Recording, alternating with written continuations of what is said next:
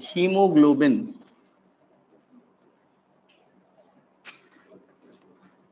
Dissociation curve. और ये जो टॉपिक पढ़ा जाता है ये ट्रांसपोर्ट ऑफ गैसेस में पढ़ा जाता है, ट्रांसपोर्ट ऑफ गैसेस में पढ़ा जाता है।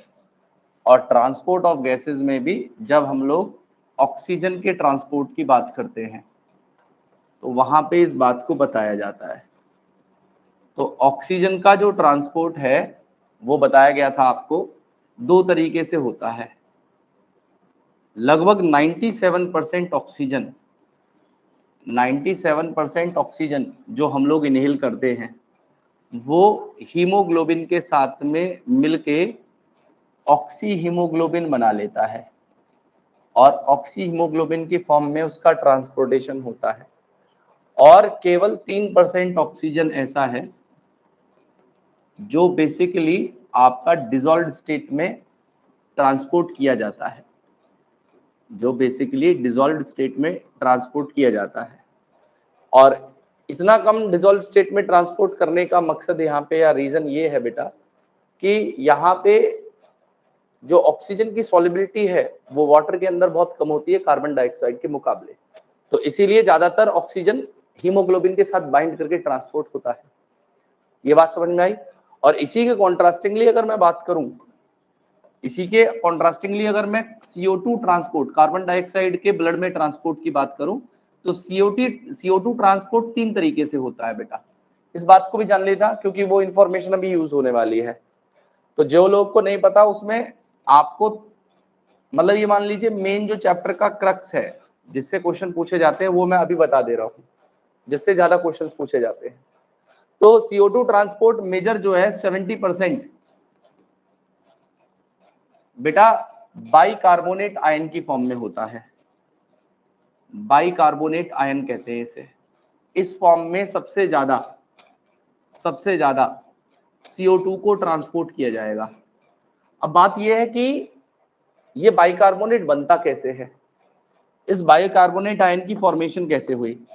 तो देखिए कार्बन डाइऑक्साइड क्या करता है, जब भी वाटर से रिएक्ट करता है, कार्बन डाइऑक्साइड जब भी वाटर से रिएक्ट करता है तो हमारी आरबीसीज में एक एंजाइम होता है जिसका नाम है कार्बोनिक एनहाइड्रेज। ये नाम का एक एंजाइम होता है हमारे अंदर और ये कार्बोनिक एनहाइड्रेज इन दोनों को रिएक्ट करवा के एक कंपाउंड बनाता है जिसका नाम है कार्बोनिक एसिड। और ये जो कार्बोनिक एसिड है ये वापस इसी कार्बोनिक एनहाइड्रेज की मदद से वापस स्प्लिट हो जाएगा।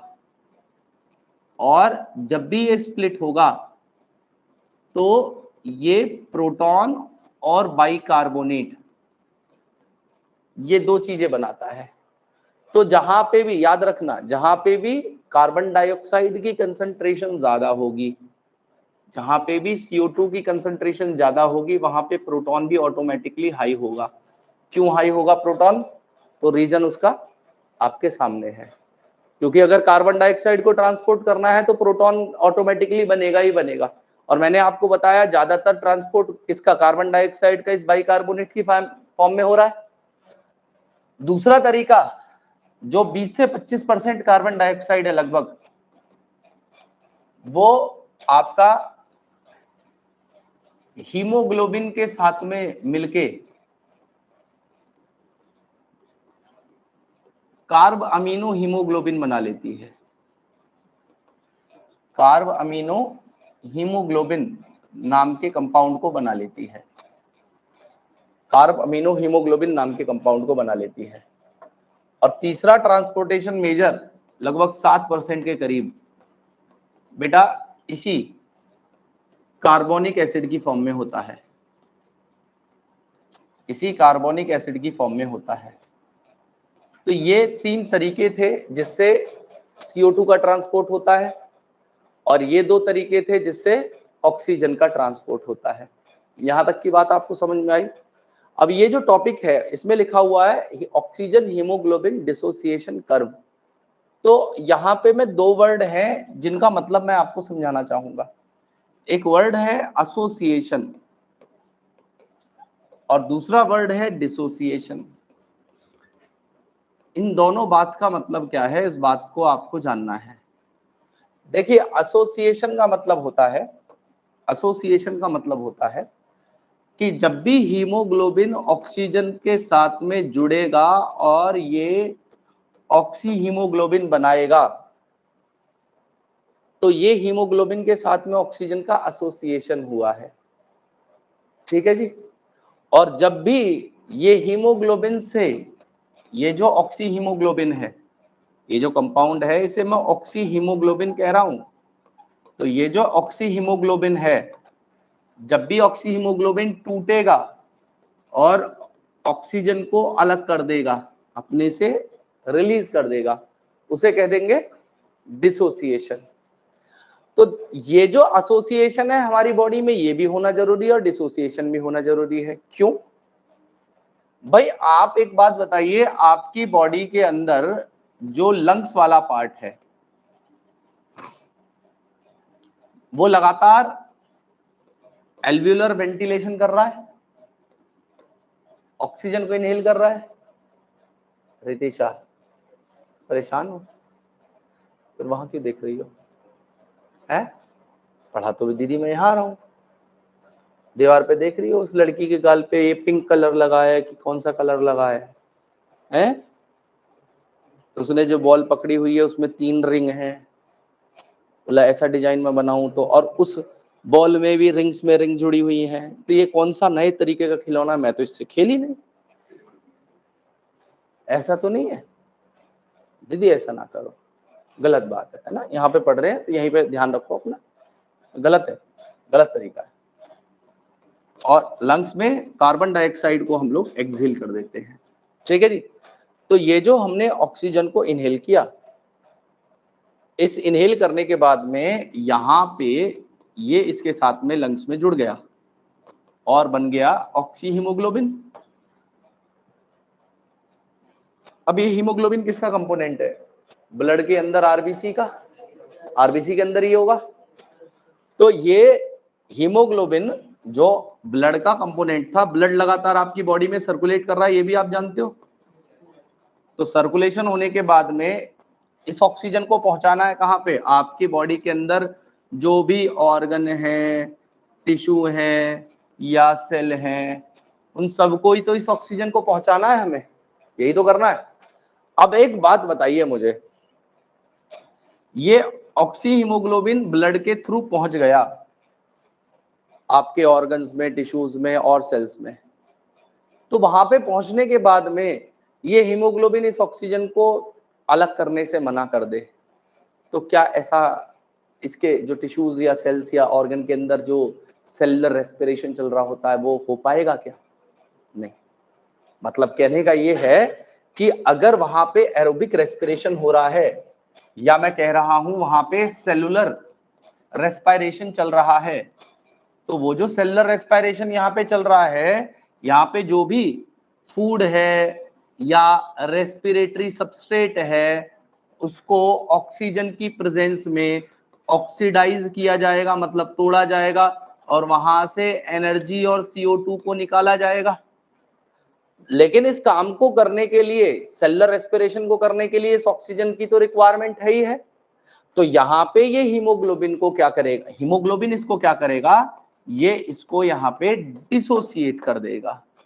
तो जहां पे हमारी एक्चुअल एयर की वेंटिलेशन हो रही है वो जगह होती है जहां पे एसोसिएशन होगा, वहां पे एसोसिएशन होगा।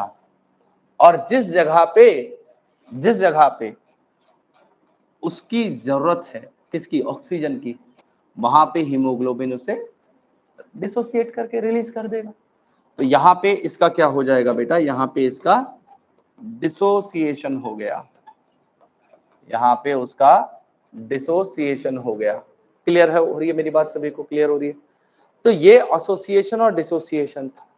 अब हीमोग्लोबिन ऑक्सीजन को पकड़ेगा या ऑक्सी हीमोग्लोबिन बनेगा? मतलब मैं कह रहा हूं ऑक्सी हीमोग्लोबिन की फॉर्मेशन मतलब एसोसिएशन, और यहाँ पे डिसोसिएशन, ठीक है, यहाँ पे ऑक्सीजन इससे अलग हो रहा है। तो इसके लिए ना 4 कंडीशंस होती हैं। वो 4 कंडीशंस क्या है? वो 4 कंडीशंस ये है बेटा, ध्यान से सुनना मेरी बात। ऑक्सी हीमोग्लोबिन बनेगा कब? जब भी पार्शियल प्रेशर ऑफ ऑक्सीजन ज्यादा होगा, जब भी partial pressure of carbon dioxide कम होगा, जब भी प्रोटॉन आयन कंसंट्रेशन कम होगी, जब भी पीएच ज्यादा होगा, जब भी टेम्परेचर कम होगा। अगर ये 5 कंडीशंस हैं तो ऑक्सी हीमोग्लोबिन बनेगा, मतलब हीमोग्लोबिन ऑक्सीजन के साथ में बाइंड करता है। अब ये पांचों कंडीशंस को कैसे देखा जाए? तो देखिए लंग्स है, लंग्स में एयर आ रही है, एयर में सबसे ज्यादा ऑक्सीजन है, पार्शियल प्रेशर ऑक्सीजन का एयर में सबसे ज्यादा होता है। तो जब लंग्स के अंदर PO2 PCO2 से ज्यादा ही होगा, तो लंग्स में ये कंडीशन भी है, ये कंडीशन भी है। दूसरा मैंने अभी आपको बताया था कि प्रोटॉन की कंसंट्रेशन कब ज्यादा होगी? जहां पे CO2 ज्यादा होगा। तो यहाँ पे ऑलरेडी CO2 कम है, तो कार्बोनिक एसिड से बाइकार्बोनेट और प्रोटॉन की फॉर्मेशन भी तो कम होगी, तो ये भी कंडीशन लंग्स में होने वाली है। तीसरा, जहां पे भी प्रोटॉन कम होता है वहां पे पीएच ज्यादा होता है, जहां पे प्रोटॉन ज्यादा होगा वहां पे पीएच कम होगा। जितना ज्यादा प्रोटॉन कंसंट्रेशन उतना ज्यादा एसिडिक एनवायरनमेंट, ये आपको जानते हो अच्छे से। तो इसका सीधा सीधा संबंध इससे हो गया, प्रोटॉन कम तो पीएच ज्यादा, प्रोटॉन ज्यादा तो पीएच कम। क्लियर है मेरी बात? और लास्ट बात है टेम्परेचर की। तो टेम्परेचर की बात कुछ ऐसी है, आप एक सीधी सीधी सी बात समझिए। सेलुलर रेस्पिरेशन में क्या होता है? जब भी हमारी बॉडी में रेस्पिरेशन होता है तो क्या होता है? फूड को ब्रेक डाउन किया जाता है।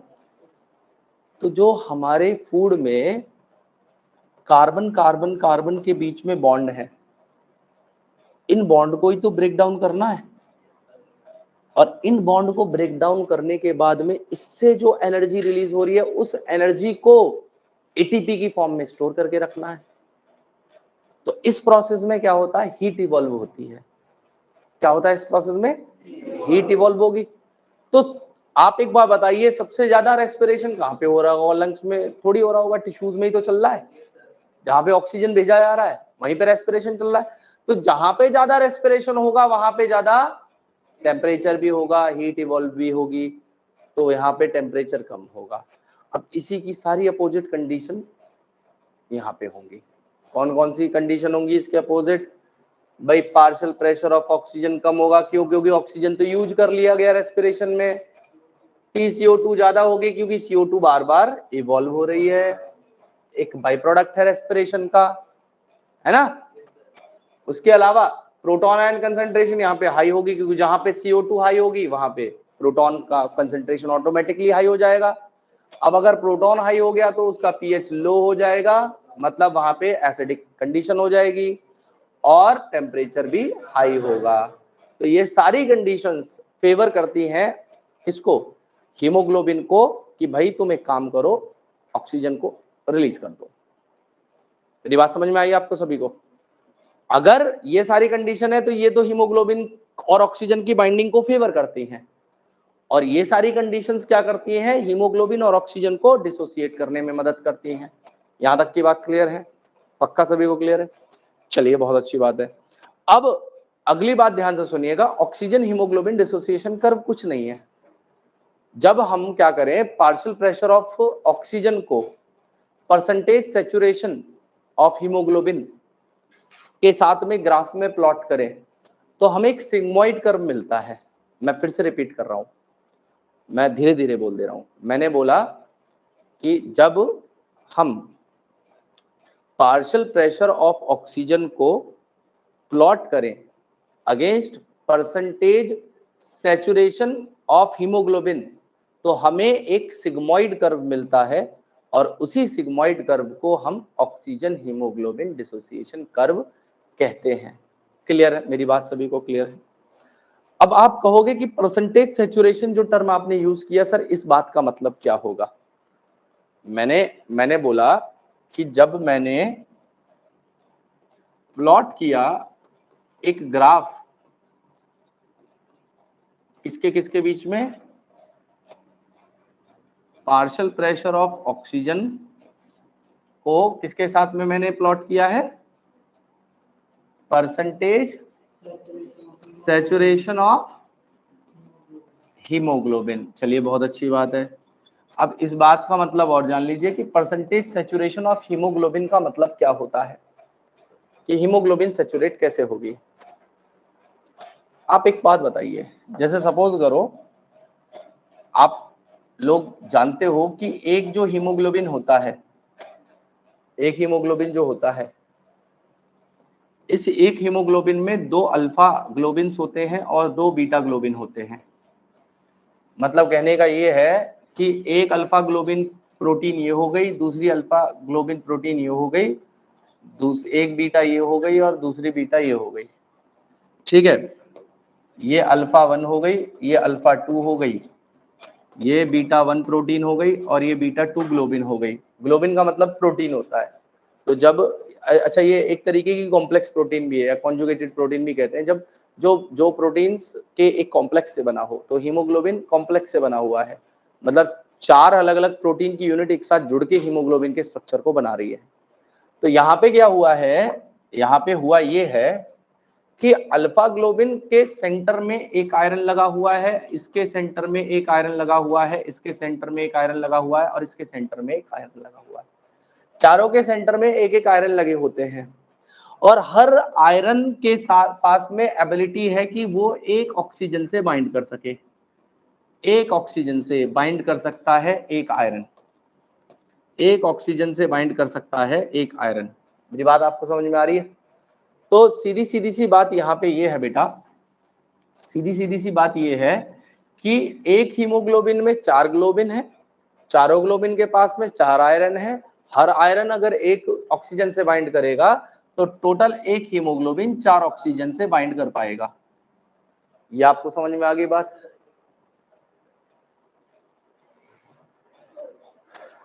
ये बात समझ में आ गई? खवा दो उसको, अभी खवा दो उसको, मुंह खोलो, 4-5 टैबलेट डाल दो उसके मुंह में, भर दो उसको, चाहे मार दो उसको।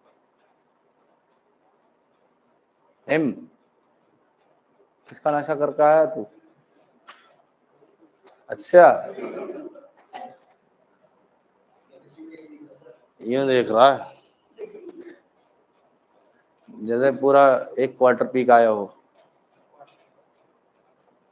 अबे क्या हुआ तेरे को, ऐसे क्यों देख रहा तू? अच्छा इधर देखो,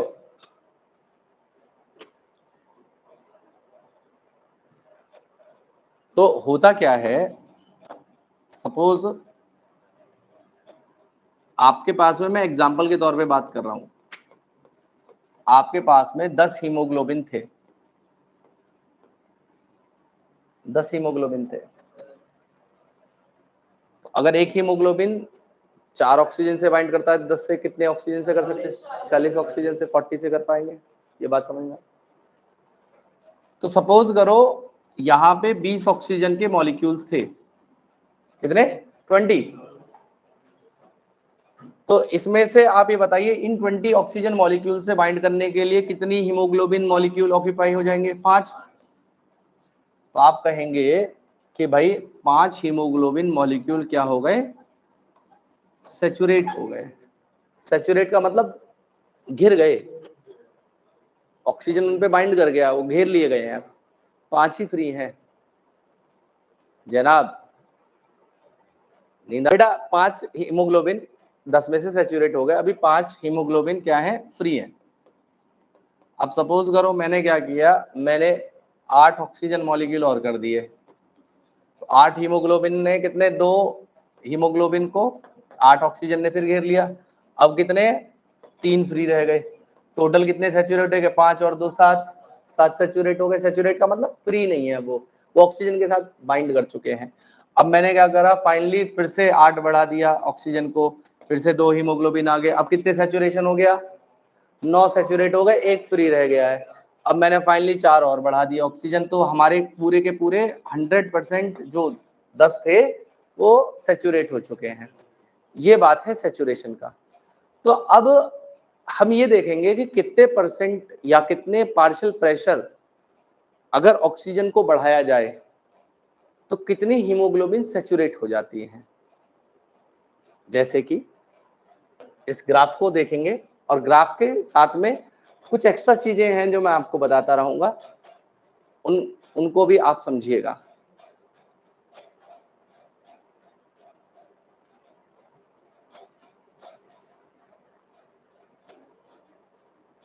ये रहा,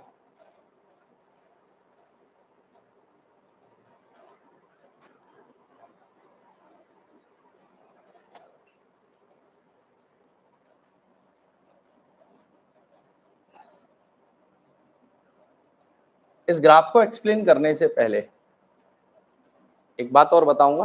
पहले इधर देखिए, इस एक्सिस पे आपको क्या मिल रहा है, पार्शियल प्रेशर ऑफ ऑक्सीजन, और इस एक्सिस पे आपको क्या मिल रहा है, percentage saturation of haemoglobin by oxygen molecule. तो यहाँ पे होता क्या है बेटा, हीमोग्लोबिन के साथ में जब ऑक्सीजन की बाइंडिंग होती है ना, तो सपोज करो ये पहला ऑक्सीजन मॉलिक्यूल है, हीमोग्लोबिन के साथ में जब भी ऑक्सीजन बाइंड करता है ना, तो पहले ऑक्सीजन को बाइंड करने में थोड़ा टाइम लगता है।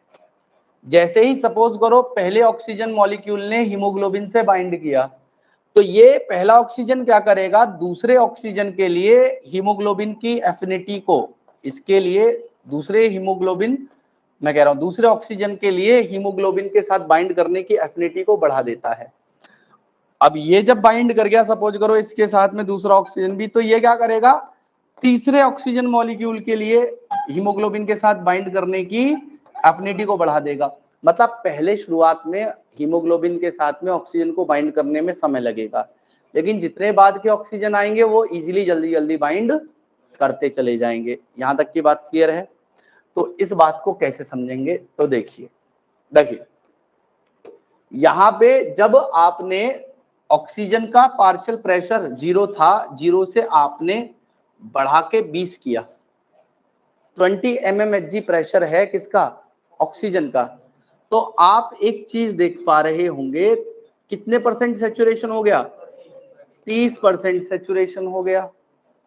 अब कायदे से 20 अगर मैं पार्शियल प्रेशर और बढ़ा रहा हूं, 20 से 40 पार्शियल प्रेशर कर दिया मैंने, तो इस हिसाब से कितने होने चाहिए, 60 mmHg, 60% वो हो जाना चाहिए सैचुरेशन। जब 20 mmHg पे 30% सैचुरेशन है, तो 40 पे कितना होना चाहिए, 60। लेकिन 60 नहीं हो रहा, यहाँ पे पार्शियल प्रेशर हो रखा है, मतलब 75% सैचुरेशन हो गया। ये क्यों हुआ, तो इसका रीजन ये था कि शुरुआत में जब हीमोग्लोबिन के साथ ऑक्सीजन बाइंड करना चाहते थे तो उसकी एफिनिटी कम थी, लेकिन जैसे जैसे ऑक्सीजन ने हीमोग्लोबिन के साथ बाइंड करना शुरू करा, तो उन ऑक्सीजन्स ने क्या किया, दूसरे ऑक्सीजन के लिए हीमोग्लोबिन के साथ बाइंड करने की एफिनिटी को बढ़ा दिया। इसी वजह से जब 20 mmHg प्रेशर था तो 30% सैचुरेशन हुआ, और जब प्रेशर हो गया 40 तो 75 mmHg प्रेशर हो गया। क्लियर है मेरी बात, आपको क्लियर है। अब आप देखिए, जब हमने प्रेशर को और बढ़ाया, जब हमने 60 mmHg प्रेशर किया, तो हमारा जो सैचुरेशन है वो लगभग कितना हो गया, 90 हो गया। वो क्या हो गया, 90 हो गया। तो देखो 20 पे अगर 30 था, 40 पे 75 था, तो इस पे तो लगभग पूरा सैचुरेशन होना चाहिए था, लेकिन फिर बाद में सैचुरेशन कम होता चला जा रहा है। और मैक्सिमम सैचुरेशन जो आपको मिलेगा वो मिलेगा बेटा 95 mmHg पे, मैक्सिमम सैचुरेशन मिलेगा 95 mmHg पे, और वो सैचुरेशन होता है अप्रोक्सीमेटली 97%। लास्ट जो प्रेशर होगा वो है 95 mmHg, और उस पे जो सैचुरेशन होगा वो होता है 97। तो मैक्सिमम 97% ही सैचुरेशन हो सकता है, उससे ज्यादा सैचुरेशन हीमोग्लोबिन का नहीं हो सकता। क्यों नहीं हो सकता, क्योंकि हीमोग्लोबिन के साथ 97% ही, याद करो, ऑक्सीजन का ट्रांसपोर्ट हो रहा था, बाकी बचा हुआ 3% तो डिसॉल्व स्टेट में जा रहा था। मेरी बात आपको समझ में आ रही है? तो यही कर्व जो आपके सामने बना है, ये जो कर्व आपके सामने बना है सिग्मॉइड शेप का, इसी को हम लोग नाम देते हैं ऑक्सीजन हीमोग्लोबिन डिसोसिएशन कर्व। अब क्वेश्चन क्या पूछा जाता है कि ये कर्व राइट और लेफ्ट शिफ्ट कब करेगा?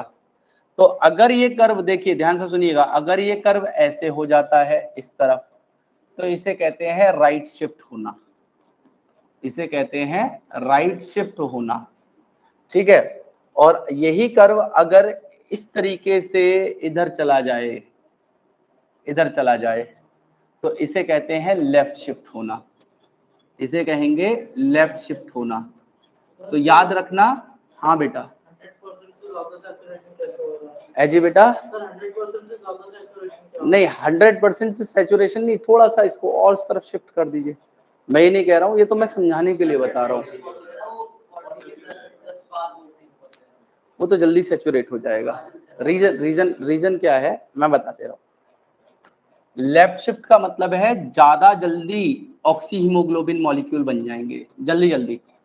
जितना ज्यादा लेफ्ट शिफ्ट होगा उतना ज्यादा ऑक्सी हीमोग्लोबिन का फॉर्मेशन होगा। और लेफ्ट शिफ्ट होने के लिए कंडीशंस क्या क्या है? तो जो मैंने आपको बताई थी एसोसिएशन वाली कंडीशन, PO2 ज्यादा, PCO2 कम, और उसके अलावा बताया था प्रोटॉन कम, pH ज्यादा और टेम्परेचर कम। अगर ये सारी कंडीशंस हैं तो ये क्या हो जाएगा? लेफ्ट शिफ्ट हो जाएगा।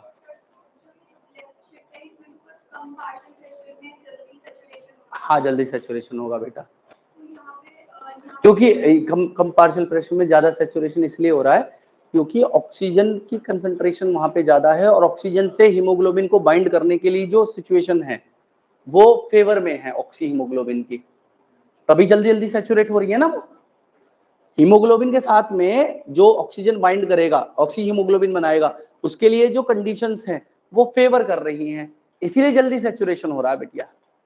क्लियर है? और यहाँ पे राइट शिफ्ट जब होगा, तो राइट शिफ्ट का मतलब है कि ऑक्सीजन और हीमोग्लोबिन की एफिनिटी कम है, यहाँ पे ज्यादा डिसोसिएट हो रहे हैं।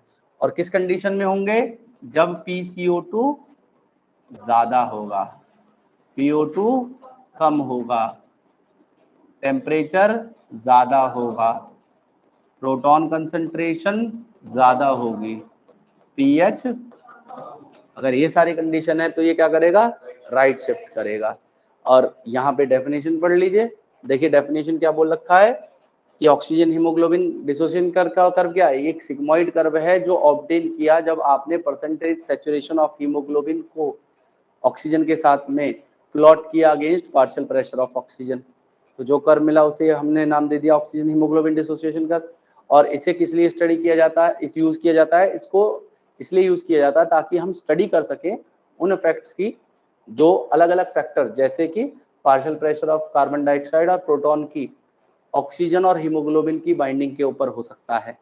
उस चीज को पढ़ने के लिए, उस इफेक्ट को, जैसे उन फैक्टर्स के कार्बन डाइऑक्साइड, प्रोटॉन और भी जो फैक्टर्स मैंने बताए हैं, बाइंडिंग ऑफ ऑक्सीजन और हीमोग्लोबिन के ऊपर उन सब चीजों का क्या असर पड़ेगा, उसको स्टडी करने के लिए हम क्या करते हैं? ऑक्सीजन हीमोग्लोबिन डिसोसिएशन कर्व बनाते हैं। एक बार जल्दी से इसकी फोटो खींच लीजिए क्योंकि मैं हटाऊंगा इसे अभी। इस बात को समझिएगा, यहाँ पे बात हो रही है कि रेस्पिरेशन को कैसे रेगुलेट किया जाए। रेगुलेट का मतलब जानते हैं आप लोग? जैसे ये पंखा है, तो पंखे के लिए मेरे यहाँ पे तो रेगुलेटर नहीं लगा हुआ, आपके घर में लगे होंगे रेगुलेटर, जिससे आप पंखे की स्पीड को कम या ज्यादा कर सकते हो। तो ऐसे ही आप जो रेस्पायर कर रहे हो, उस रेस्पिरेशन को कम या ज्यादा कैसे करना है, किस कंडीशन में करना है। तो बेसिकली क्या होगा, आपके ब्लड के अंदर ऑक्सीजन और CO2 की कंसंट्रेशन डिसाइड करेगी कि आपका ब्रीदिंग रेट क्या होगा। सपोज करो आपके ब्लड में ऑक्सीजन सफिशिएंट है तो आपको ज्यादा फास्ट ब्रीदिंग करने की जरूरत नहीं पड़ेगी। लेकिन वहीं पे अगर PCO2 लेवल या CO2 कंसंट्रेशन ब्लड में ज्यादा होगी तो आपको ज्यादा पल्मोनरी वेंटिलेशन करना पड़ेगा, मेरी बात समझ में आ रही है आपको? तो ब्लड के अंदर CO2 और ऑक्सीजन डिसाइड करेगा कि आपका रेस्पिरेशन रेट क्या होने वाला है। और इस चीज को डिसाइड करने के लिए दो सेंटर्स होते हैं, मतलब एक होते हैं न्यूरल सेंटर, मतलब नर्वस सिस्टम। ऑब्वियस सी बात है, हमारा मेनली हर चीज नर्वस सिस्टम ही कंट्रोल कर रही है। और दूसरा होता है बेटा केमिकल रेगुलेशन, वो हमारे क्या काम करेंगे उसे भी जानते हैं। तो इधर देखिए, रेगुलेशन ऑफ रेस्पिरेशन करने के लिए, इसको शुरुआत में मैं लिख दे रहा हूं और एक दो स्टेटमेंट है उन्हें लिखवा दूंगा।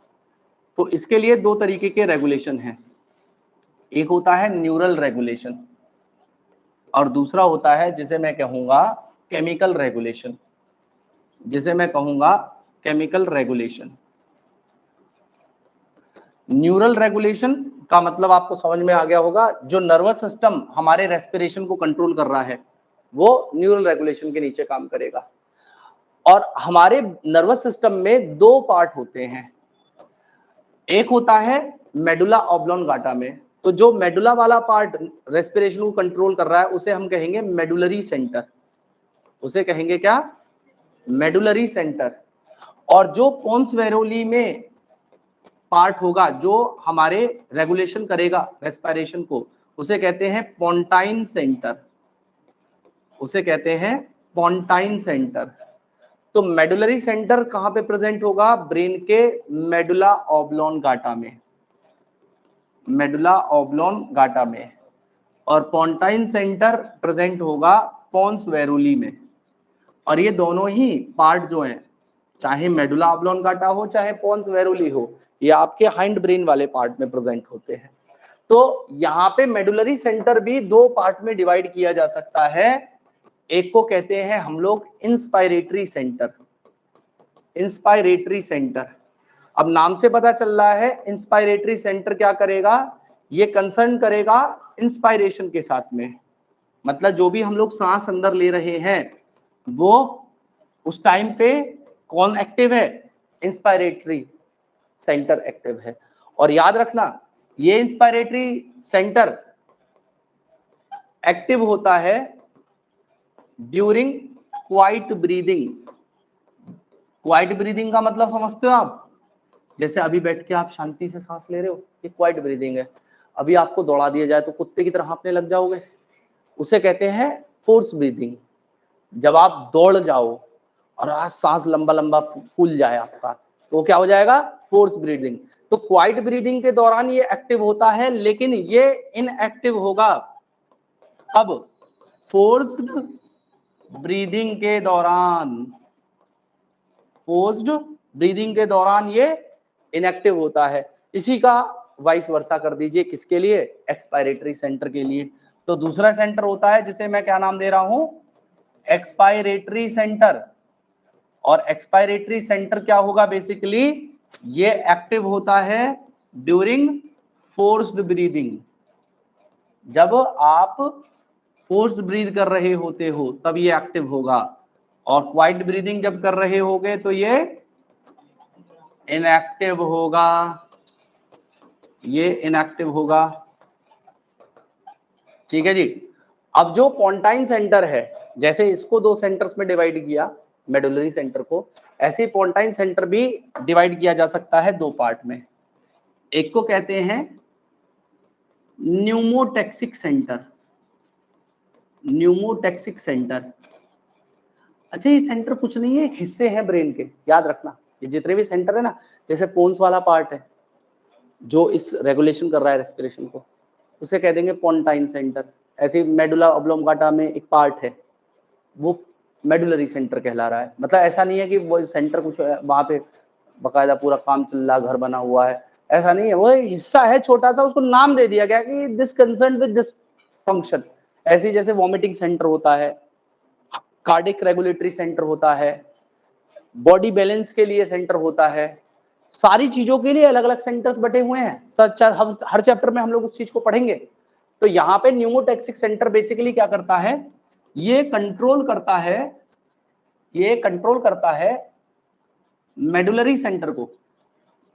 और मेडुलरी सेंटर में भी मेनली इंस्पायरेटरी सेंटर को, इंस्पायरेटरी सेंटर को और उस ये डिसाइड करेगा कि ड्यूरेशन ऑफ इंस्पायरेशन क्या होगा, मतलब कितनी लंबी सांस लेनी है, वो न्यूमोटैक्सिक सेंटर डिसाइड करने वाला है। और दूसरा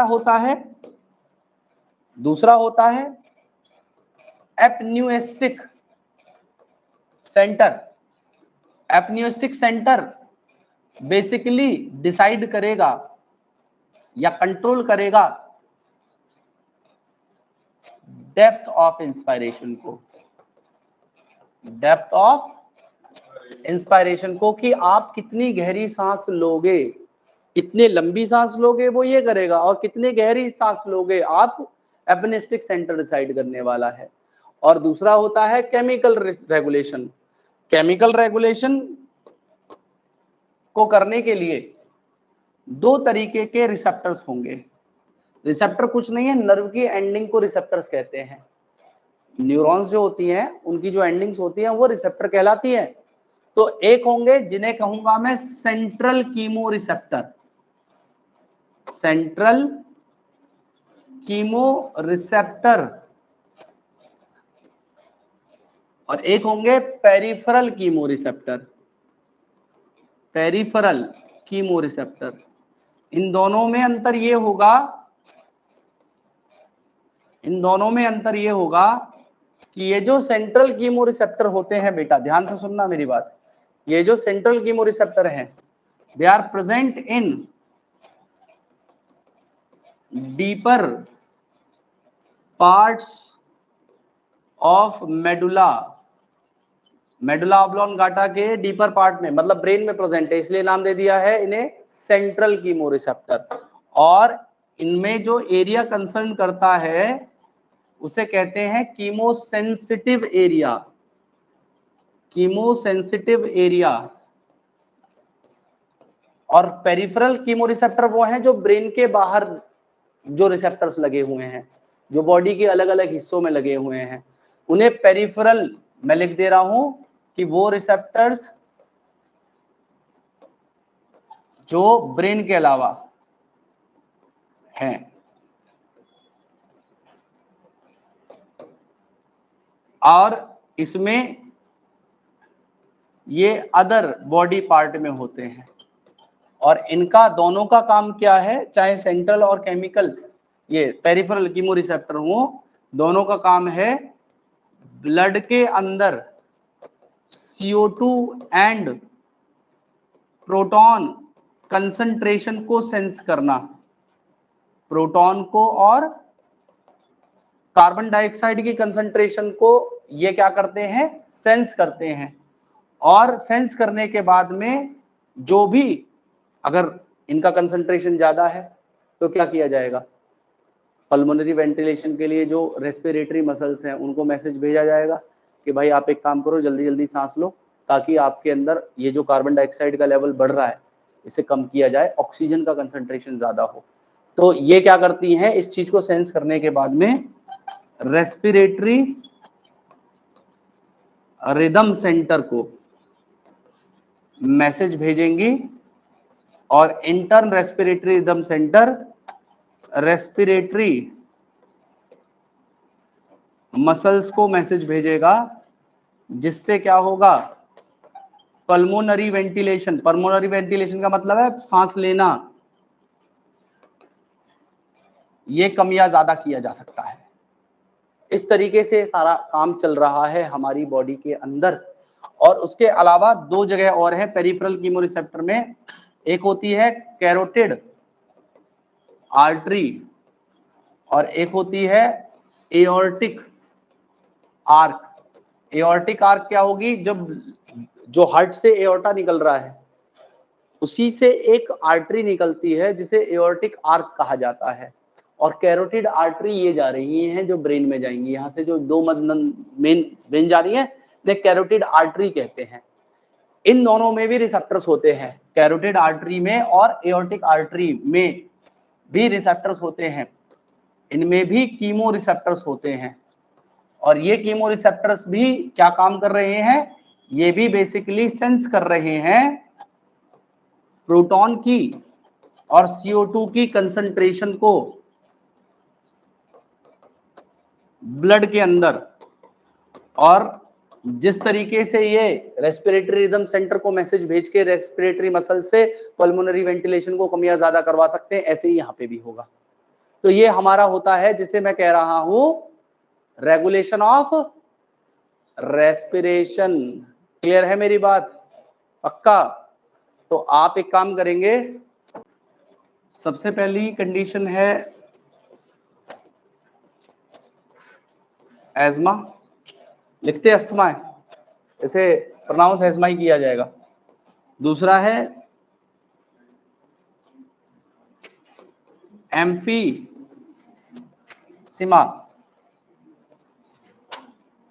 और तीसरी कंडीशन होती है ऑक्यूपेशनल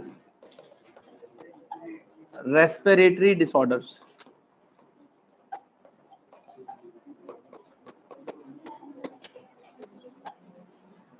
आज ही समझ लेना, लास्ट में इसका फोटो खींच लेना जाते वक्त, ठीक है? समझ लीजिएगा। सबसे पहले मैं अस्थमा की बात कर लेता हूं।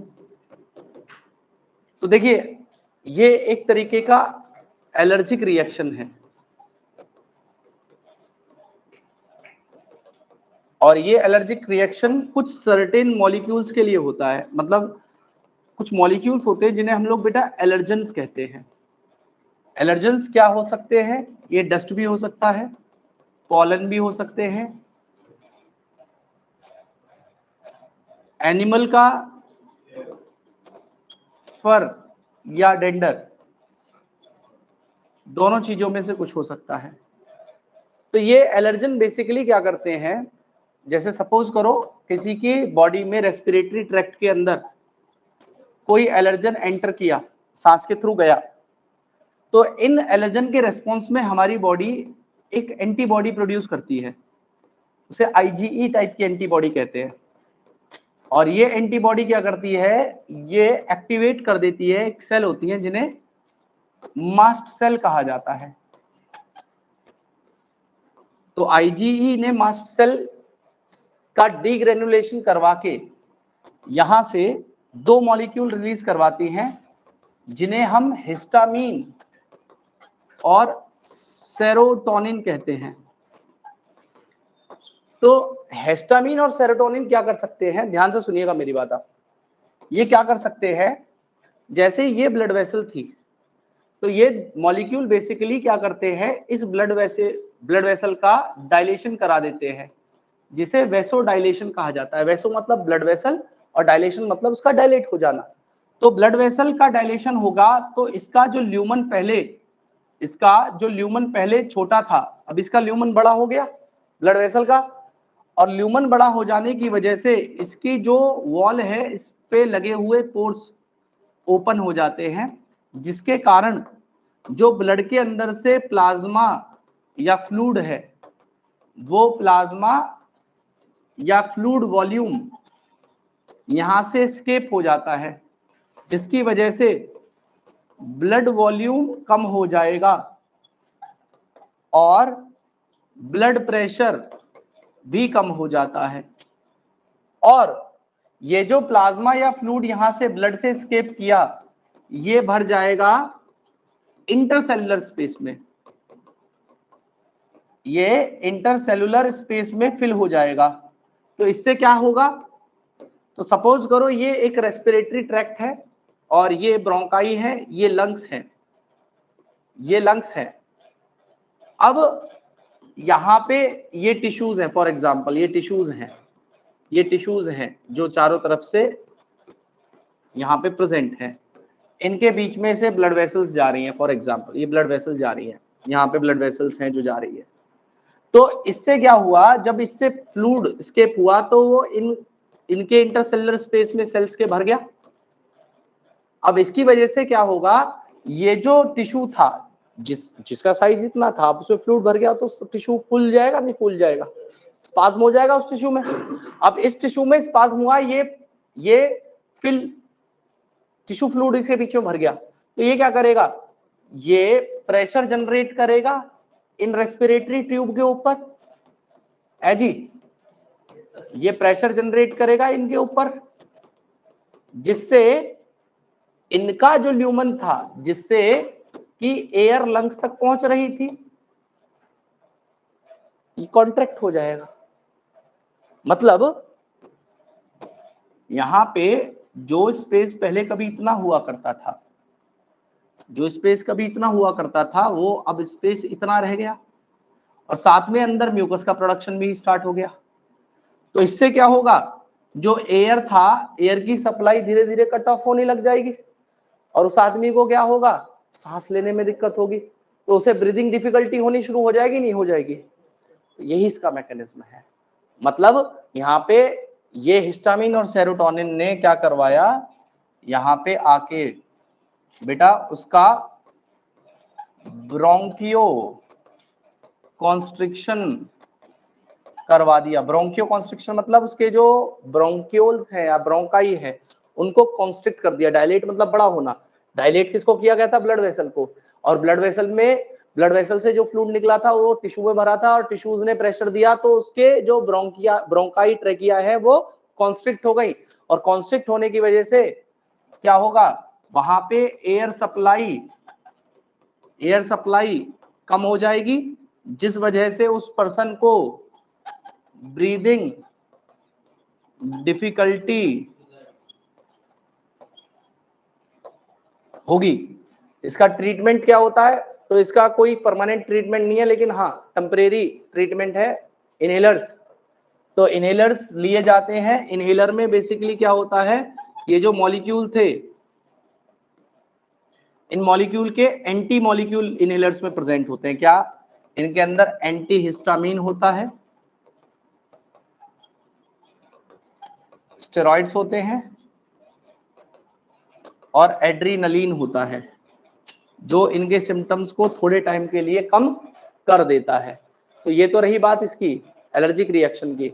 एम्फिसीमा के बारे में सुनिए। एम्फिसीमा क्या होता है, हाँ जी बिल्कुल, मैं खत्म कर रहा हूं इस बात को। एम्फिसीमा का मतलब है बेटा एबनॉर्मल डिस्टेंशन, और एक तरीके से आप कह सकते हो एबनॉर्मल डिस्टेंशन होना, या ऑफ एल्वियोलर वॉल। अब कहोगे कि एबनॉर्मल डिस्टेंसल एल्वियोलर वॉल के होने से क्या फर्क पड़ेगा। जैसे सपोज करो किसी के लंग्स की सबसे छोटी यूनिट होती है एल्वियोलाई, होती है। अब कोई आदमी ज्यादा पॉल्यूटेड एरिया में रह रहा है या ज्यादा स्मोकिंग करता है, जिससे उसकी जो एल्वियोलाई की वॉल है उसके ऊपर वो जो टॉक्सिन्स है वो डिपॉजिट होने शुरू हो गए अंदर की तरफ, हर एक एल्वियोलाई में, जिससे उसकी जो वॉल है वो डिस्टेंशन हो गई है या वो फ्लैटेंड कर गई है। मतलब ये स्टिफ हो गई एल्वियोलाई। मतलब जनरली एल्वियोलाई कैसे काम करती है, बैलून की तरह, एयर आती है तो फिल हो जाती है, फिर कम हो जाती है, फिल हो जाती है, कम हो जाती है। अब यहाँ पे डिस्टेंशन हो गई इसकी वॉल में। मतलब ये ऐसे ऐसे वाला जो फंक्शन है, जब एयर आई तो फूल जाती थी और फिर कम हो जाती थी, वो फंक्शन नहीं रहा इसका। मतलब ये स्टिफ हो गई है, स्टिफनेस आ गई है इसकी वॉल में। मतलब सांस आ भी रहा है तो ये उस तरीके से वेंटिलेशन नहीं कर पा रही। तो ये क्या करेगी, जब कोई पर्सन ज्यादा ब्रीदिंग करने की कोशिश करेगा तो इसकी जो वॉल है वो टूट जाएगी, और टूट जाने के कारण जो रेस्पिरेटरी एक्सचेंज एरिया है एल्वियोलाई, वो ही खत्म हो गया। तो यहाँ पे जो ब्लड वेसल इन्हें सराउंड करती हैं उसमें एयर आने के लिए ये एल्वियोलाई खत्म हो चुकी है। तो ये कंडीशंस, एबनॉर्मल डिस्टेंशन होना या फ्लैटेंड हो जाना एल्वियोलाई का, और लेटर ऑन कोलैप्स होना एल्वियोलाइज का, ही एम्फिसीमा कहलाता है। और उसका मेन कॉज है सिगरेट स्मोकिंग। जो लोग ज्यादा सिगरेट स्मोक करते हैं, या जो पॉल्यूटेड एरियाज में रहते हैं, जो ज्यादा फ्यूम्स लेते हैं, या अलग अलग तरीके की गैसेस हैं जो जैसे पॉल्यूशन है, पॉल्यूटेड एरिया में रह रहे हैं, उनको एम्फिसीमा होने की समस्या होगी। और लास्ट है ऑक्यूपेशनल रेस्पिरेटरी डिसऑर्डर्स। ये भी सुन लीजिए। ऑक्यूपेशनल रेस्पिरेटरी डिसऑर्डर नाम से पता चल रहा है किसी भी पर्सन की ऑक्यूपेशन से रिलेट करने वाला है। ऑक्यूपेशन का मतलब है कि जैसे सपोज करो कोई पर्सन मार्बल कटिंग इंडस्ट्री में काम कर रहा है, कोई पर्सन मार्बल कटिंग इंडस्ट्री में काम कर रहा है, या कोई पर्सन कारपेंटर है, बेटा एक मिनट, कोई पर्सन कारपेंटर है या मार्बल कटिंग इंडस्ट्री में काम कर रहा है या सीमेंट इंडस्ट्री में काम कर रहा है, तो वहां पे क्या होता है, जैसे मार्बल कट करते हैं तो छोटा छोटा फाइन पार्टिकल्स उड़ते हैं, सीमेंट इंडस्ट्री में सीमेंट में बहुत छोटे पार्टिकल्स होते हैं। तो ऐसे लोग क्या करते हैं, प्रोटेक्टिव गियर मास्क नहीं पहनते। तो ऐसी कंडीशन में वो जो पार्टिकल्स हैं सैंड के, एस्बेस्टॉस के, सिलिका के, वो उनके लंग्स में चले जाते हैं और वो लॉन्ग टर्म तक उस जगह पे काम कर रहे हैं, तो उस वजह से उनके अपर पार्ट ऑफ लंग में इन्फ्लेमेशन कर देते हैं। इस चीज को कहा जाता है ऑक्यूपेशनल रेस्पिरेटरी डिसऑर्डर्स। और इसमें दो कंडीशन होती है, अगर ये एस्बेस्टॉस पार्टिकल को इनहेल करते हैं तो एस्बेस्टोसिस हो जाएगा, और अगर सिलिका को ये करेंगे तो सिलिकोसिस नाम की बीमारी हो जाएगी।